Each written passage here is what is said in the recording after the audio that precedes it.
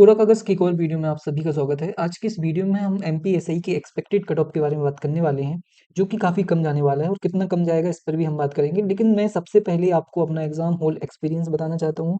इन चीज़ों पर अगर आप अभी भी आपका एग्ज़ाम रह गया है, जो कि कल शायद लास्ट एग्ज़ाम है, तो उनके लिए भी थोड़ी-सी मैं कुछ ज़रूरी बातें बताऊँगा और साथ ही मैं ये बताऊँगा कि एग्ज़ाम का लेवल जस्ट मतलब अनएक्सपेक्टेड था मेरे लिए और ईएसबी का ये एग्ज़ाम लेने का तरीका भी मेरे लिए अनएक्सपेक्टेड था। क्योंकि जैसा कि हम सभी को पता है कि ईएसबी का एग्ज़ाम पैटर्न जो होता है, वो ठीक-ठाक होता है और कंप्यूटर हमेशा की तरह जैसा वो लोग पूछते हैं, लेंथी पूछते हैं और कुछ क्वेश्चन्स टफ होते हैं, तो वैसा तो था ही।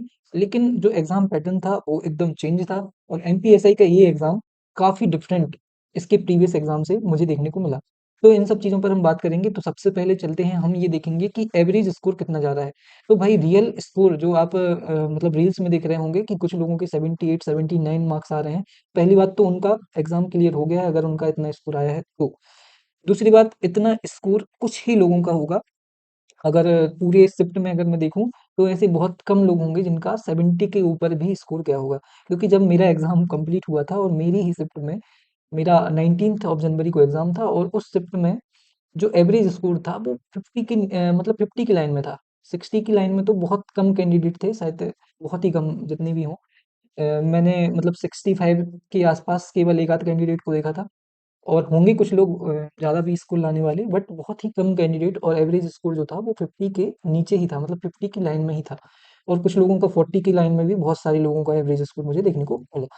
मेरा स्कोर 61 था और मेरा भी मतलब ज़रूरी नहीं है कि हो जाए, मतलब बहुत कम चांसेस हैं ना होने के, यहाँ पर एग्ज़ाम क्लियर होने के। फिर क्वेश्चन पेपर की अगर मैं बात करूँ तो इसका लेवल जस्ट मतलब बहुत ही अनएक्सपेक्टेड, जैसा मैंने पहले ही बताया कि अनएक्सपेक्टेड था। साइंस 11th-12th के कुछ टॉपिक से साइंस पूछी गई जिसमें कि बायोलॉजी से कम पोर्शन था, जबकि जो फिज़िक्स, केमिस्ट्री है वहाँ से काफ़ी ज़्यादा क्वेश्चन देखने को मिले।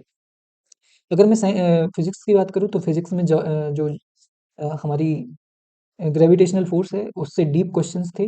फिर कुछ जो 1-2 क्वेश्चन शायद उत्प्लवन बल से था और एक आध क्वेश्चन जो थे वो कूलम्ब्स लॉ वगैरह से थे, जो कि 11th-12th के सब्जेक्ट हैं। फिर इसी के साथ जैसे केमिस्ट्री में बात करूँ तो केमिस्ट्री में भी पी वर्ग, एस वर्ग तत्वों से संबंधित फिर जो हाइजेनबर्ग वगैरह की जो थ्योरीज़ हैं वहाँ से क्वेश्चन थे। तो सच में इसका लेवल 11th-12th लेवल का था साइंस का।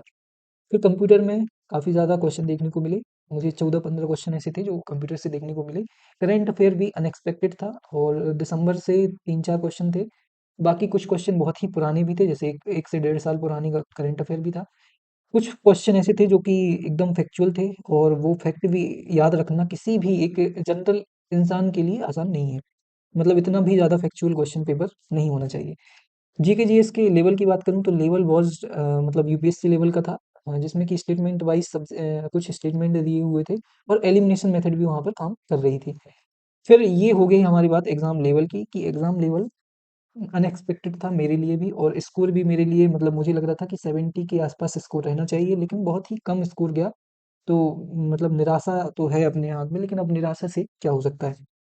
तो अब हम बात करेंगे कट ऑफ के बारे में। तो कट ऑफ की बात करें तो मैंने पहले ही बताया कि कट ऑफ काफ़ी कम हो सकता है और पहले ये जो कट ऑफ थी वो 70 के ऊपर हम सोच के चल रहे थे कि 70 के ऊपर तो स्कोर जाना ही जाना है कट ऑफ। लेकिन अब ये जो कट ऑफ है वो लगभग इस देखिए, ये एकदम ऐसा नहीं है कि ऐसा ही होगा। तो मैं आपसे बोलूँगा कि अगर आपका स्कोर इतने से ऊपर है तब तो आपको तैयारी करनी ही चाहिए, 62 के आसपास से ज़्यादा है। लेकिन अगर इससे कम है तो भी आपको वो मतलब थोड़ी-सी होप रखनी है कि हो सकता है या फिर नहीं हो सकता है। आप उस वाले सेक्टर में हैं। अनरिज़र्व वालों के लिए तो चांसेस कम है, इससे कम में, 62 से कम में।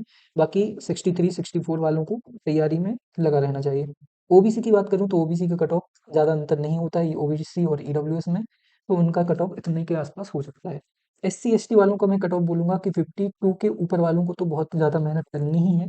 लेकिन 52 से 2-3 नंबर का कम का जो स्कोर किया है जिन्होंने, उनको भी तैयारी में लगे रहना। 48, 46 वालों को भी तैयारी में लगे रहना। वैसे ही एसटी में भी यही है। तो ये सिर्फ़ एक एक्सपेक्टेड कट ऑफ है और जो एग्ज़ाम हॉल का कट ऑफ है वो इससे अलग हो सकता है और आपको भी इससे अलग कट ऑफ लग सकता है। तो सबसे पहले कमेंट करके बताइए कि आपको क्या लगता है कि कट ऑफ कितना जा सकता है आपकी कैटेगरी का?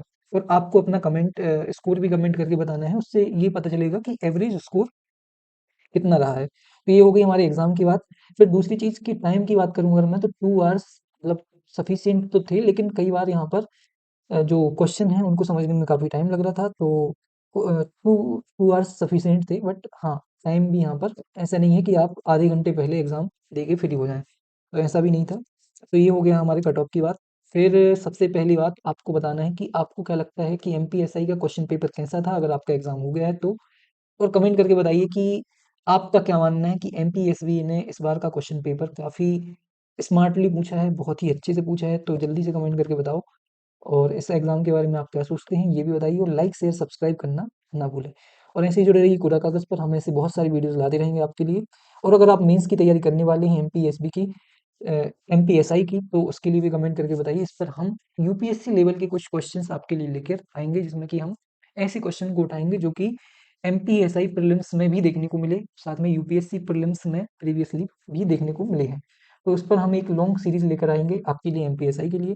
तो ऐसे ही जुड़े रहिए मेरे साथ। और एमपीएसआई के लिए यूपीएससी के कुछ प्रीवियस ईयर क्वेश्चंस मेरे ऑलरेडी अवेलेबल हैं, वो भी आप देख सकते हैं। तो ऐसे ही जुड़े रहिए मेरे साथ, मिलते हैं अगली वीडियो में, तो ले लीजिए ध्यान रखिए अपना। धन्यवाद।